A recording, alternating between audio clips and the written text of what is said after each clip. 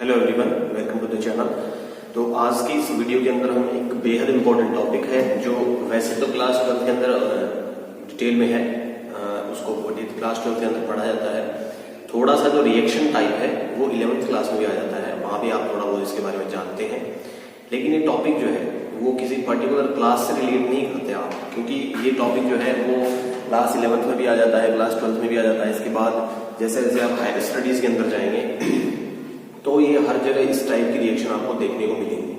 ठीक है, तो टॉपिक मैंने बोर्ड पे लिखा हुआ है, इसको पढ़ के आपको थोड़ा बहुत आइडिया लग गया होगा। नाभिक स्नेही प्रतिस्थापन अभिक्रियाओं के बारे में हम यहाँ पे बात करेंगे। तो नाभिक स्नेही प्रतिस्थापन अभिक्रिया जो है वो मेनली दो टाइप की होती है, SN1 और SN2।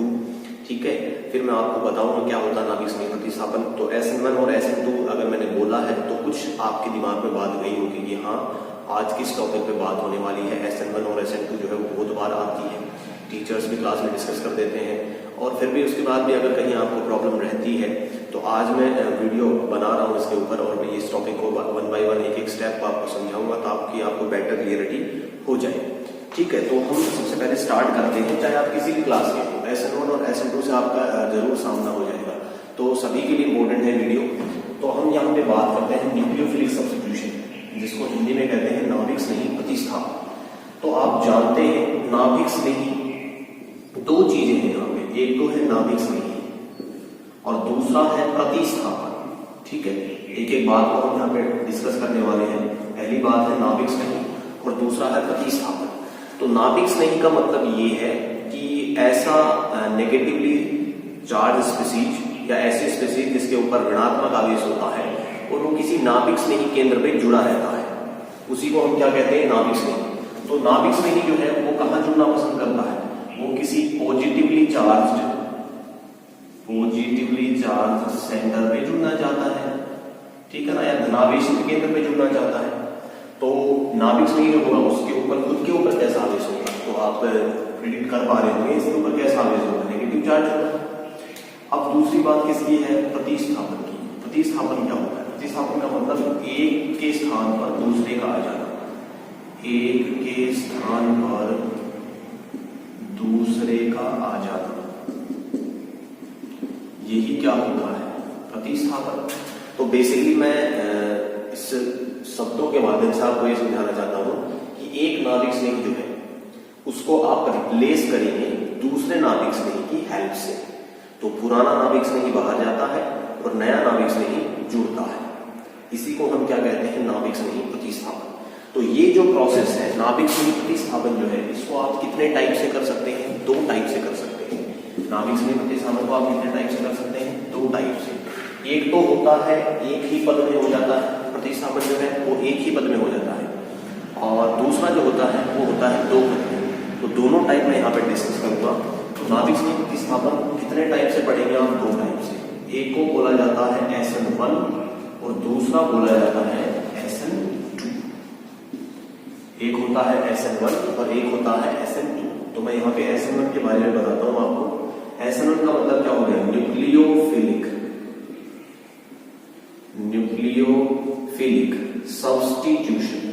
इस वन का क्या मतलब है, जो पावर में आपने वन लगाया है, इस वन का क्या मतलब है, इस वन का मतलब ये है कि जो रेट डिटरमाइनिंग स्टेप होता है जिसको आप RDS कहते हैं, ठीक है, हिंदी में इसको कहते हैं वेग निर्धारक पद।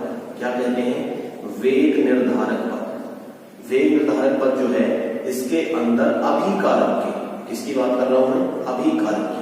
अभिकारक के कितने अणु भाग लेंगे, 1। अभिकारक के कितने अणु भाग लेंगे, केवल 1। इस वन का क्या मतलब है, RDS जो होता है वेग निर्धारक पद होता है। वेग निर्धारक पद कौन सा होता है, स्लो स्टेप जो होता है, मंद पद जो होता है। ये सारी बातें बताऊंगा, अभी डिटेल में पढ़ेंगे तो बताऊंगा। मंद पद जो होता है उसमें अभिकारक के केवल कितने अणु भाग लेते हैं, 1। तो अगर ऐसा हो रहा है कि स्लो स्टेप के अंदर, मंद पद के अंदर अभिकारक का कितना अणु भाग ले रहा है, 1, तो वो रिएक्शन कौन सी होगी, SN1। और अगर इसके ऑपोजिट, ये भी क्या है, न्यूक्लियोफिलिक सब्स्टिट्यूशन ही है तो वही न्यूक्लियोफिलिक सब्स्टिट्यूशन, लेकिन डिफरेंस क्या है, तो इसके अंदर क्या होता है, यदि आपके पास RDS में, हिंदी में इसको कहते हैं वेग निर्धारक पद, रेट डिटरमाइनिंग स्टेप। अगर आपके पास वेग निर्धारक पद के अंदर अभिकारक के कितने अणु भाग ले रहे हो? 2 अणु। कितने अणु भाग ले रहे हो भाई? अभिकारक के आपके पास अगर 2 अणु भाग ले रहे हो, अभिकारक बराबर 2। अगर आपके पास अभिकारक के 2 अणु भाग ले रहे हैं तो इसका मतलब रिएक्शन कौन सी हो गई? SN2। तो इसको अणु संख्यता भी बोलते हैं, ठीक है ना। अगर आप केमिकल काइनेटिक्स पढ़ चुके हैं तो उसमें आपको पता भी लग जाएगा। केमिकल काइनेटिक्स में पढ़ी जाती है अणु संख्यता, अणुओं की संख्या 2 होती है, इसलिए यहाँ पे 2 लिखते हैं। इसके लिए अणु संख्यता कितनी होती है? 1 होती है, इसलिए इसको SN1 बोलते हैं। होना न्यूक्लियोफिलिक सब्स्टिट्यूशन है। अब मैं स्टार्ट करता हूँ SN1 से। सबसे पहले हम डिस्कस करेंगे SN1 को। SN1 की सारी बातें मैं भाई और यहाँ पे डिस्कस करूंगा, और उसके बाद हम लोग जो है वो डिस्कस करेंगे किसके बारे में? SN2 के बारे में। तो आप देखते जाइए, बिल्कुल आपको बढ़िया समझ में आएगा। हालांकि हो सकता है वीडियो थोड़ा लंबा हो जाए, लेकिन क्लियर हो जाएगी आपकी एक एक बात क्लियर हो जाएगी। तो यहाँ मैं स्टार्ट करता हूँ SN1, ठीक है। और इसकी जो PDF होगी नोट्स की, वो मैं आपको डिस्क्रिप्शन में दे दूंगा। तो अभी आप समझने पे फोकस करिए, ज्यादा लिखना चाहे तो लिख भी सकते हैं। SN1 में क्या होता है? SN1 की मैं पहले जनरल रिएक्शन लिखता हूँ, सामान्य अभिक्रिया। आपके पास जो है एल्किल हैलाइड होगा, ठीक है। न्यूक्लियोफिलिक सब्स्टिट्यूशन किसमें पढ़ रहे हैं हम? एल्किल हैलाइड में। एल्किल हैलाइड शो करते हैं न्यूक्लियोफिलिक सब्स्टिट्यूशन। तो आपके पास एक तो क्या होगा? Alkyl halide. ये आपके पास है एल्किल हैलाइड, ले लिया आपने एल्किल हैलाइड। इसके साथ क्या होगा? कोई न्यूक्लियोफाइल होगा। भाई आपको पुराना न्यूक्लियोफाइल हटाना है, नया न्यूक्लियोफाइल जोड़ना है, तो नया न्यूक्लियोफाइल आप लेकर आ गए। तो यहाँ पे क्या होता है? ये बनाता है RNU प्लस X माइनस बाहर जाता है। X माइनस क्या हो गया? बाहर। इसका मतलब ये जो है क्या है? पुराना न्यूक्लियोफाइल या पुराना नाभिक स्नेही, और ये क्या था? नया नाभिक स्नेही। नए नाभिक स्नेही ने आक्रमण किया और पुराना नाभिक स्नेही बाहर निकल गया। नया नाभिक स्नेही जुड़ गया, पुराना नाभिक स्नेही बाहर चला गया। तो ये हमारे पास बनता है जनरल रिएक्शन, सामान्य अभिक्रिया किसकी? SN1 की। तो सर अब इसको डिटेल में समझाइए आप। डिटेल में समझाने से पहले मैं 1-2 बात आपके साथ और डिस्कस करता हूँ। यहाँ पर जो है रिएक्शन जो होती है वो इसकी विशेषताएं क्या क्या होती है, खासियत क्या क्या होती है। तो पहली बात, जो यह अभिक्रिया जो है मैंने जो ऊपर लिखी है, यह अभिक्रिया 2 पदों में संपन्न होती है। कितने पदों में संपन्न होती है? 2 पदों में संपन्न होती है। कहने का मतलब ये पूरा प्रोसेस कितने स्टेप्स में होता है? 2 स्टेप्स में। दूसरी बात क्या है कि अभिक्रिया में मध्यवर्ती के रूप में, ये सारी बातें आपको देखने को मिलेंगी। अभिक्रिया में मध्यवर्ती के रूप में कार्बोकेटाइन का निर्माण होता है। किसका निर्माण होता है? कार्बोकेटाइन का निर्माण होता है। और आप जानते हैं अगर कार्बोकेटाइन बन रहा है तो हमें देखना पड़ेगा कि कार्बोकेटाइन की स्टेबिलिटी कौन सी की ज्यादा होती है, कौन सी की कम होती है। तो आपको पता है कार्बोकेटाइन की स्टेबिलिटी का ऑर्डर क्या होता है? सबसे आगे 3 डिग्री कार्बोकेटाइन, इसके बाद में 2 डिग्री कार्बोकेटाइन, और सबसे कम 1 डिग्री कार्बोकेटाइन, ठीक है। या इसके बाद आप मिथाइल कार्बोकेटाइन भी लिख सकते हैं। तो ये हमारे पास स्थायित्व का क्रम होता है। अगर आपके पास 3 डिग्री कार्बोकेटाइन बन रहा है तो सबसे फास्ट रिएक्शन होगी। अगर 2 डिग्री बन रहा है तो इसके कंपैरिजन में थोड़ी स्लो होगी। अगर 1 डिग्री बन रहा है तो सबसे स्लो होगी। क्लियर? अगली बात क्या है? अगर आपके पास कोई प्रकाशिक सक्रिय यौगिक है, क्या है? अगर आपके पास कोई प्रकाशिक सक्रिय यौगिक है, प्रकाशिक सक्रिय यौगिक है, हिंदी में इसको प्रकाशिक सक्रिय बोलते हैं, इंग्लिश में इसको बोलते हैं ऑप्टिकल एक्टिव। अगर आपके पास कोई प्रकाशिक सक्रिय यौगिक है, ठीक है, तो प्रकाशिक सक्रिय यौगिक से जो प्राप्त होने वाला उत्पाद है, इसमें आपको रैसमिक मिश्रण मिलने की संभावना है। उत्पाद क्या होगा? रैसमिक मिश्रण। सर ये रैसमिक मिश्रण क्या होता है? हमने इससे पहले नाम नहीं सुना रैसमिक मिश्रण का। रैसमिक मिश्रण का मतलब है इसके अंदर उत्पाद जो आपको मिला है, इसमें आपको यौगिक का D रूप भी मिलेगा और आपको यौगिक का L रूप भी मिलेगा। अब ये क्या कहानी है? क्या होता है D रूप, क्या होता है L रूप? तो अगर आपने थोड़ा बहुत पढ़ा होगा प्रकाशिक समानता के बारे में, तो अगर आपके पास कोई कार्बनिक यौगिक है, उसमें से अगर आप PPL को, समतल ध्रुवित प्रकाश को, प्लेन पोलराइज्ड लाइट को जब पास करते हैं, तो उसमें से पास होने के बाद अगर PPL जो है समतल ध्रुवित प्रकाश है, उसका गुणन अगर दाईं तरफ हो जाता है तो उसको बोलते हैं यौगिक का D रूप, अगर बाईं तरफ हो जाता है तो उसको बोलते हैं L रूप। ठीक है, तो आपको दोनों रूप मिलने की संभावना होगी। कब? जब आपके पास ऑप्टिकल एक्टिव कंपाउंड होगा। ऐसा क्यों होता है वो भी मैं बताऊंगा, लेकिन ये जो बात मैंने आपको बताई है रैसिमिक मिश्रण वाली, प्रकाशिक सक्रिय यौगिक वाली, ये बात जो हमारा टॉपिक होगा अलग से, उसमें मैं आपको डिटेल में बताऊंगा। अभी आप इतनी बात याद रखिए, ठीक है। ऐसा क्यों होता है, उसके पीछे रीजन ये होता है कि आपके पास जो कार्बोकेटाइन बनेगा, कार्बोकेटाइन जो है वो समतल होता है। किसमें होता है? समतल होता है। तो इसके ऊपर जब न्यूक्लियोफाइल अटैक करेगा, क्या अटैक करेगा? न्यूक्लियोफाइल। वो ऊपर से भी अटैक कर सकता है और नीचे से भी अटैक कर सकता है, क्योंकि जो कार्बोकेटाइन हमारे पास बनेगा उसका जो संकरण होगा वो क्या होगा? sp2। तो आपको पता है जब कार्बन sp2 संकरित होता है तो समतल में होता है, प्लेन में होता है, उसके ऊपर से भी न्यूक्लियोफाइल अटैक कर सकता है, नीचे से भी। तो दोनों पॉसिबिलिटी है उत्पाद करने की। ये कुछ खास बातें हैं जो आपको ध्यान रखनी है। क्लियर? ये बातें मैं आपको रिटर्न में पीडीएफ प्रोवाइड करवा दूंगा। अब हमारी जो मेन बात है वो है रिएक्शन आपको देखनी है, कैसे रिएक्शन होती है, उस रिएक्शन की हम बात करते हैं, ठीक है। तो ये हमारे पास रिएक्शन स्टार्ट करते हैं। हम एक एल्किल हैलाइड लेता हूँ हमारे पास जो रिएक्शन है, तो पहले तो मैं जनरल रिएक्शन लिख देता हूँ। हमारे पास एक एल्किल हैलाइड है CH3 कार्बन, इसके ऊपर CH3, केवल पहले रिएक्शन लिख रहा हूँ, ठीक है। यहाँ पे आपने I ले लिया, ठीक है। R की जगह आपने क्या ले लिया? टर्सरी ब्यूटाइल ग्रुप, और X की जगह आपने क्या ले लिया? I। ये आपके पास है एल्किल हैलाइड। इसकी रिएक्शन आपने करवा दी किसके साथ? KOH के साथ। किसके साथ करवा दी? KOH के साथ। तो इसकी जब आपने रिएक्शन करवाई KOH के साथ, तो ये बनाएगा क्या? कार्बन, यहाँ पर CH3, यहाँ पे CH3 और यहाँ पे CH3, और यहाँ जुड़ जाएगा OH प्लस क्या बाहर चला जाएगा? KI। यहाँ से K और I, पुराना नाभिक स्ट्रिंग बाहर गया, नया नाभिक स्ट्रिंग OH माइनस कहाँ जुड़ गया? इस कार्बन के साथ, ठीक है। आपके पास ये था क्या? तृतीयक ब्यूटिल आयोडाइड, ठीक है। और ये आपके पास बेस है, क्षार है, KOH पोटेशियम हाइड्रोक्साइड। ये आपके पास बन गया क्या?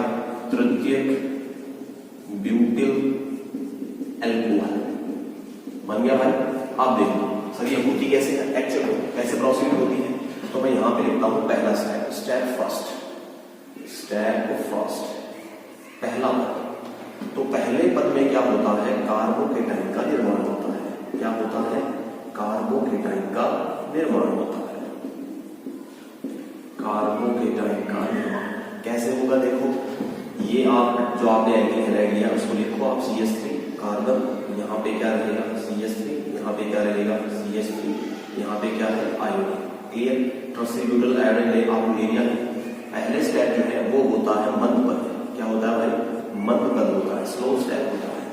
मंद पद में क्या होता है? ये वाला जो बॉन्ड है कार्बन और आयोडाइड का, ये बॉन्ड ब्रेक होता है। ऐसे ब्रेक हो रहा है, ये कंप्लीट बॉन्ड टूट रहा है किसके ऊपर? आयोडीन के ऊपर।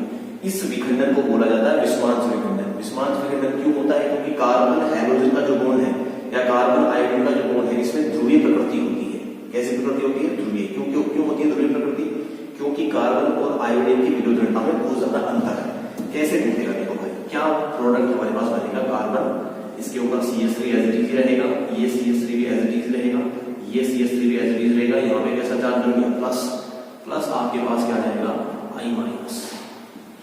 ये आपका पुराना नाभिक स्नेही बाहर जा चुका है। इसको आप देखना चाहें तो लिख भी सकते हैं, पुराना नाभिक स्नेही Lu माइनस चला गया बाहर।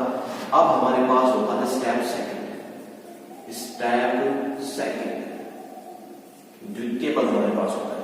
द्वितीय पद में क्या होता है? जो हमारे पास कार्बोकेटाइन बना है, ये क्या बन गया हमारे पास? कार्बोकेटाइन। कितने डिग्री है? 3 डिग्री कार्बोकेटाइन है। और आप जानते हैं 3 डिग्री कार्बोकेटाइन जो है सबसे ज्यादा स्थायी होता है। भाई जिस कार्बन के ऊपर पॉजिटिव है वो कितने कार्बन से अटैच है? 1, 2 और 3 से। इसका मतलब कितने डिग्री है? 3 डिग्री। अगले स्टेप में क्या होगा? जो कार्बोकेटाइन आपके पास बना है कार्बन के ऊपर प्लस विजिबल है आपको, और राइट यहाँ पे CH3, यहाँ पे CH3 और यहाँ पे भी CH3। क्लियर?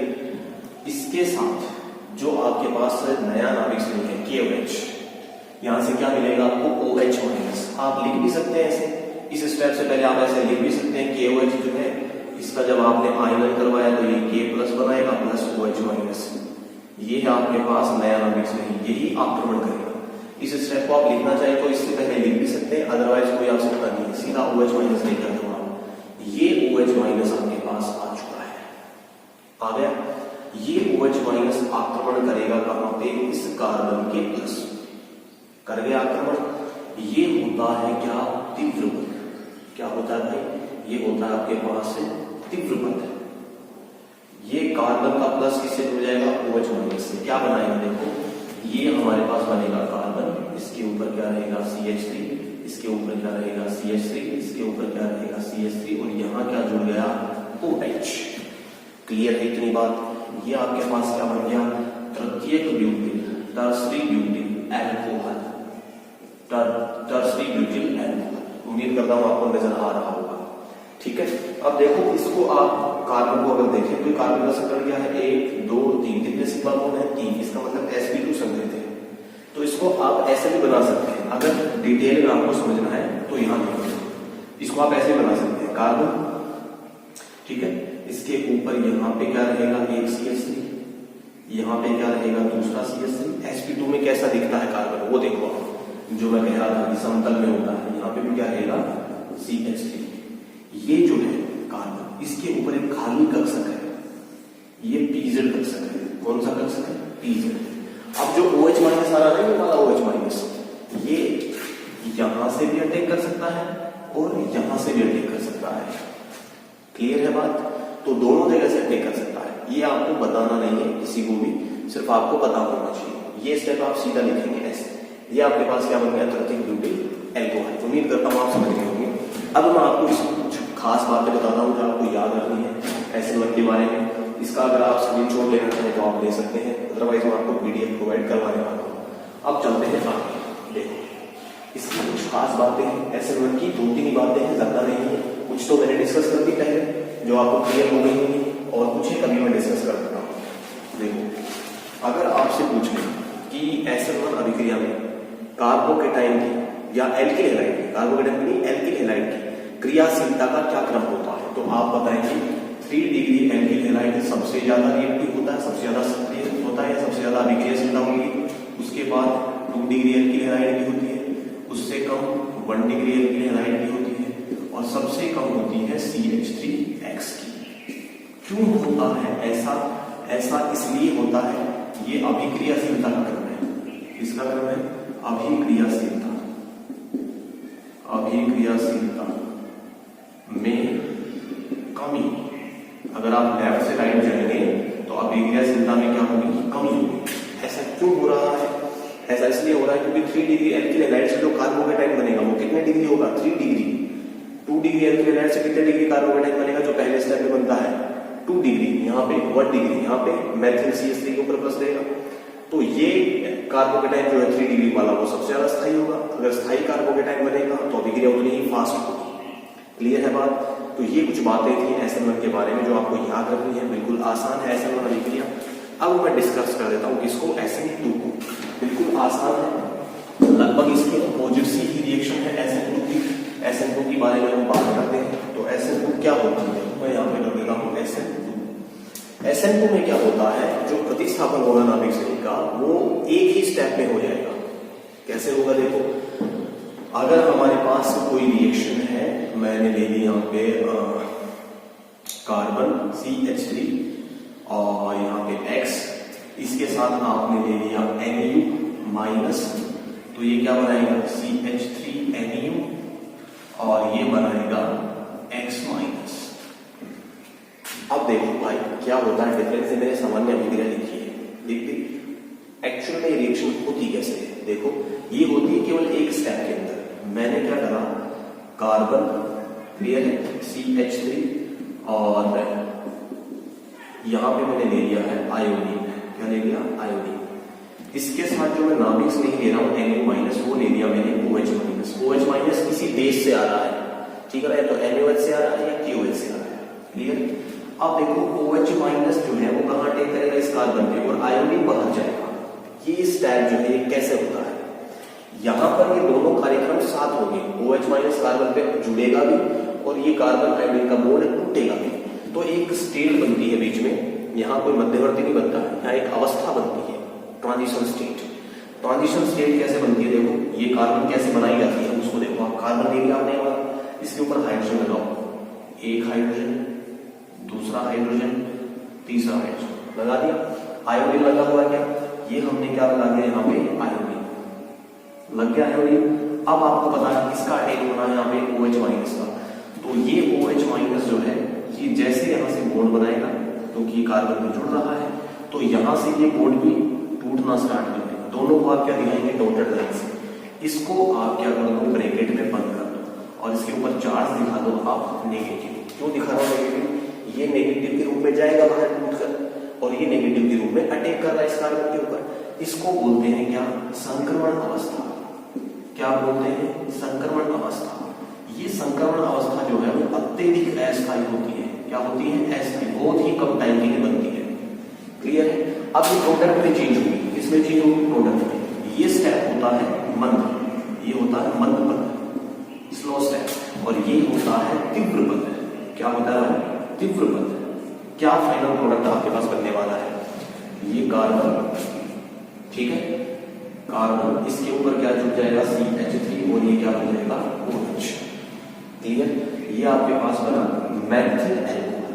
क्या बना, मैथिल एल्कोहल। इसको अगर आप विन्यास अगर आप प्रॉपर दिखाना चाहें कैसे भी लिख सकते हैं या करके, ये आपको समझने के लिए बता रहा हूं मैं कैसे। कार्बन, इसके ऊपर यहाँ पे हाइड्रोजन था, यहाँ पे हाइड्रोजन था, यहाँ पे हाइड्रोजन था, यहाँ कौन जुड़ जाएगा OH। तो अब देखो आप, पहले नाभिक से ही कार्बन के कहां नजर आ रहा था आपको, दाईं तरफ आ रहा था, अब कहां गया, बाईं तरफ। तो जब विन्यास में चेंज हुआ है, विन्यास परिवर्तन जो हुआ है, इसको बोला जाता है क्या, वाल्टन प्रतिबंध। क्या बोला जाता है, वाल्टन प्रतिबंध, या इसको कह देते हैं वाल्टन प्रतिलोमन, वाल्टन इन्वर्जन या वाल्टन प्रतिबंध या वाल्टन प्रतिलोमन इसको कहते हैं। विन्यास में चेंज जो हुआ है इसको कहते हैं, जैसे तेज हवा में छतरी पलट जाती है। पहले जो छतरी की स्टिक जो थी वो कहां थी, दाईं तरफ, ये टॉप था, ये छतरी की स्टिक थी। अब कहां चली गई, छतरी का टॉप कहां चला गया, दाईं तरफ, और स्टिक कहां गई, बाईं तरफ। ये कहानी है किसी SN2 की। अब देखो, अगर आपके दिमाग में एक सवाल आ रहा है कि सर आपने वहां पे 3 डिग्री एल्किल हैलाइड लिया, यहाँ पे 1 डिग्री क्यों लिया।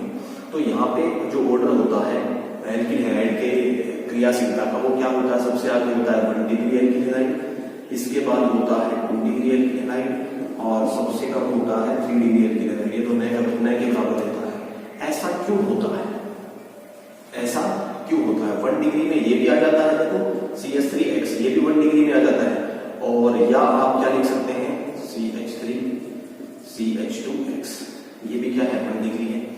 अब सुनो भाई, ध्यान से, 3 डिग्री एल्किल हैलाइड सबसे कम क्यों देता है रिएक्शन, वो इसलिए देता है, अब 3 डिग्री का मतलब है यहाँ पर भी इस कार्बन के साथ क्या होगा, CH3 होगा, या कोई और कार्बन जुड़ा होगा, यहाँ पर भी CH3 होगा, यहाँ पर भी क्या होगा, CH3। तो CH3 जो है वो क्या होते हैं, बल्कि ग्रुप होते हैं। क्या होते हैं, बल्कि ग्रुप होते हैं। अब देखो, ये कार्बन जो है वो इनवाइट कर रहा है किसको, इस OH- को अपने घर पे कि आजा भाई। लेकिन ये OH- कैसे आए, यहाँ पे जो गलियां हैं वो बहुत संकड़ी हैं, क्योंकि यहाँ पे CH3 बैठे हैं, बल्कि ग्रुप है, तो इसके घर पे, कार्बन के घर पे आने के लिए OH जो है उसको मुश्किलों का सामना करना पड़ेगा, क्योंकि रिपल्सन होगा, प्रतिकर्षण होगा, किनके बीच में, CH3 के बीच में और OH के बीच में। कब, जब आप 3 डिग्री एल्किल हैलाइड लेते हैं, तो 3 डिग्री एल्किल हैलाइड में SN2 क्या होती है, धीरे होती है, स्लो होती है, न के बराबर होती है। और अगर हाइड्रोजन होगा तो बिल्कुल आसानी से अटैक कर जाएगा OH-। अगर बल्कि ग्रुप होगा तो मुश्किल होगी इसको, ये I- को हटा नहीं पाएगा कार्बन के ऊपर से। इसलिए 3 डिग्री एल्किल हैलाइड में रिएक्शन जो है वो SN2 स्लो होती है। याद रखें, SN2 का मतलब ये नहीं है कि ये 2 पद होगी। SN2 का मतलब ये है कि जो मंद पद है उसमें अभिकारक के कितने अणु भाग ले रहे हैं, 2, 1 और 2। ये है SN2 का मतलब। और SN1 के अंदर आपको पता है 1 का मतलब क्या है, अभिकारक जो है उसका ये संख्या केवल 1 है, कहां पे, मंद पद के अंदर। तो उम्मीद करता हूं आपको SN1 और SN2 क्लियर हुई होगी, और मैं आपको डिस्क्रिप्शन में PDF दूंगा, वहां से आप इसके नोट्स बना सकते हैं। उम्मीद करता हूँ वीडियो आपको पसंद आया होगा। अगर वीडियो पसंद आया है तो इसको आप जो है वो बाकी स्टूडेंट्स के साथ भी जरूर शेयर कर दें, ठीक है ना। और इसके अलावा आप मुझे कमेंट बॉक्स में टॉपिक बता दें कि कौन से टॉपिक में आपको प्रॉब्लम है, मैं वही टॉपिक में जो है वो नेक्स्ट वीडियो बना दूंगा। Thank you.